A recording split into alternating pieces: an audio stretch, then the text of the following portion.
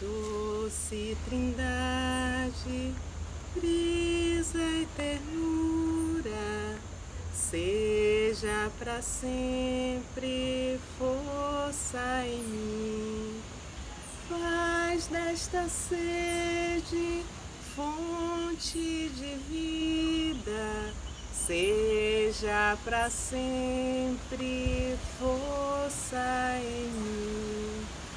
Doce Trindade, brisa e ternura, seja para sempre força em mim. Faz desta sede fonte de vida, seja para sempre força em mim.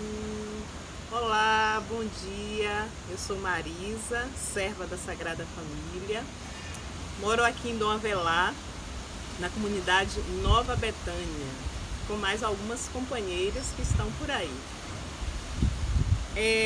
Falar da leitura orante da Palavra de Deus ou da Lécio Divina, para mim é muito gratificante e muito confortável também.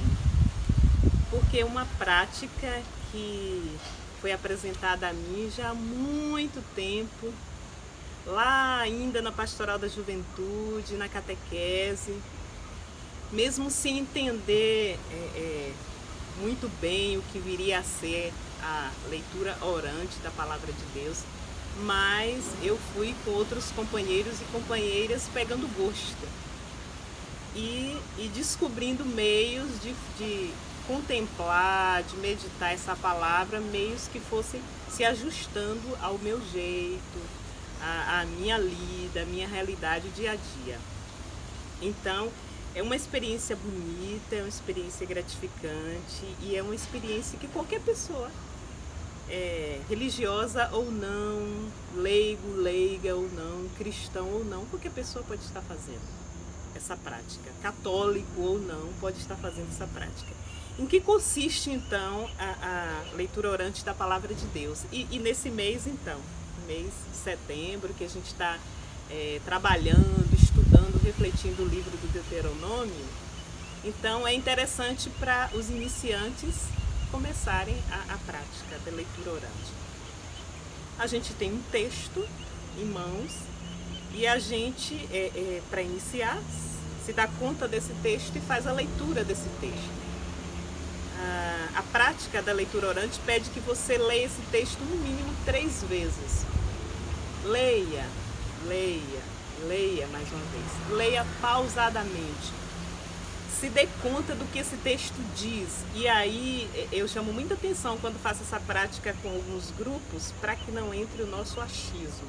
Então, eu acho que eram 3 pessoas. Não. O que é que o texto está dizendo? Em que realidade o texto acontece? Quais são os personagens daquele texto? Como os personagens estão? Então, se a gente pega o texto da multiplicação dos pães, então, quais eram as pessoas envolvidas?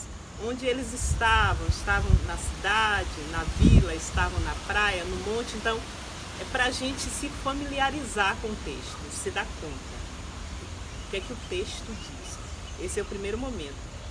E é interessante porque às vezes a gente perde de vista o que vem a ser o texto, mas se a gente se debruça um texto dessa forma, olhando seus detalhes, aí a gente se dá conta de quão interessante e bonito ele é, porque ele é escrito dentro de uma realidade daquele tempo, não da minha realidade.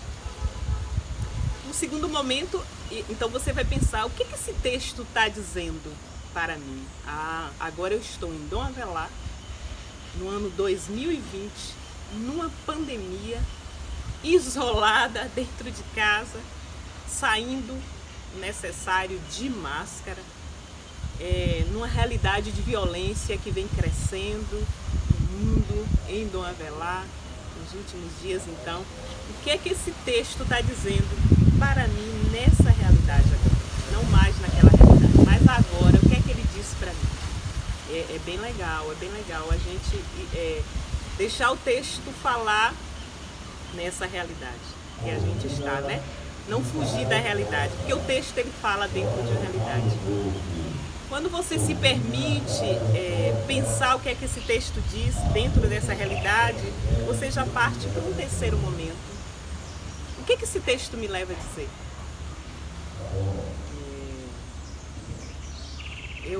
Eu percebi o texto, eu trouxe ele para a minha realidade, e agora? Eu vou ficar engessada? Eu vou ficar acomodada? Eu vou ficar tranquila quando eu tenho uma realidade e o texto fala dentro dela? E aí é uma ação minha ainda, aí é um pensamento meu ainda, aí é uma reflexão. Por último disso tudo, é Deus agora que vai conduzir, é Deus agora que vai falar, é Deus agora que vai iluminar, é Deus agora que vai direcionar. Então agora eu permito que Deus faça esse caminho dentro dessa realidade que eu fiz. Parece que é fácil, parece muito mecânico, não é? Falando assim, mas não é não. É algo que passa por dentro da gente, pelo corpo, pela vida, pelo sangue. E a gente vai sentindo gosto e prazer em fazer a leitura orante da Palavra de Deus. Ela vai tendo mais gosto, né? A gente vai sentindo. A gente não faz uma leitura qualquer, automática, mas a gente vai degustando dessa leitura, porque essa leitura ela fala dentro de uma realidade, né? Não é uma leitura que está indiferente à realidade. Quando fazer isso, assim, partindo da minha realidade, eu acho que cada uma deve escolher o seu momento. O tempo necessário para isso também. Se eu for falar da minha realidade, eu vou dizer que a noite para mim é melhor. Então, lá no finalzinho da noite ou lá no início do dia, para mim é melhor. Mas e para você? Aí cada uma deve escolher o melhor momento para fazer. O espaço também fica a critério de cada um. O teu quarto te possibilita fazer, ele não vai te dar sono, porque se eu ficar no quarto eu vou dormir. Então no quarto eu não fico. Se ele não te dá sono, fica no quarto. Esse é um momento teu, esse é um momento meu. Se o jardim, se o quintal, para quem mora em casa pequena, às vezes não tem esses espaços grandes, mas escolhe um cantinho então, quando todo mundo está quieto, quando a família já dormiu, então a sala é um lugar bom, a laje favorece, então escolhe. É você que faz essas escolhas. A gente tem um direcionamento, mas é como Deus, né? Esse direcionamento é muito livre, ele nos deixa muito livre para a gente ir adaptando à nossa realidade. É uma experiência que vale muito a pena, é uma experiência que nos ajuda a crescer, é uma experiência que nos amadurece na fé, ao menos eu experimentei isso, né? Me amadureceu na fé. Saí da ingenuidade, do romantismo da palavra e trouxe a palavra para a minha vida como palavra de vida, palavra que salva, que liberta, que orienta, que conduz e que não me deixa indiferente. Para mim, isso foi muito interessante, foi o mais interessante de tudo. A palavra ela não chegou até a minha pessoa de forma muito romantizada, não. Ela chegou como algo que me alimenta, mas que me faz abrir os olhos e o coração para perceber a realidade minha, do outro e da outra. Então, o que eu dizia anteriormente, não dá para escutar a palavra de Deus e ficar indiferente ao momento que estamos vivendo. Nós estamos vivendo um momento muitíssimo delicado.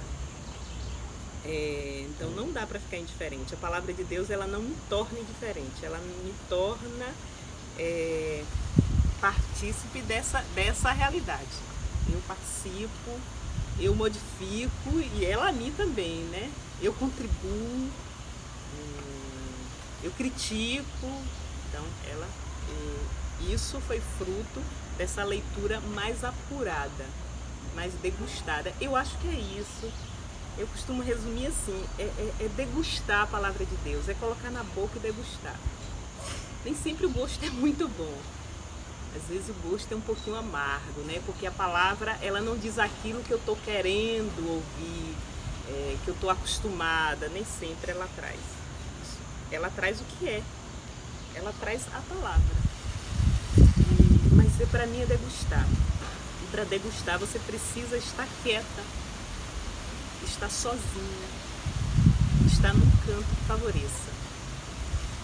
Não que essa experiência não seja feita em grupo, não possa ser feita em grupo. Possa sim, pode sim ser feita em grupo, mas tem que ser de pessoas que saibam respeitar o espaço, o limite, o momento, a realidade da outra pessoa. Então, a experiência acontece, né?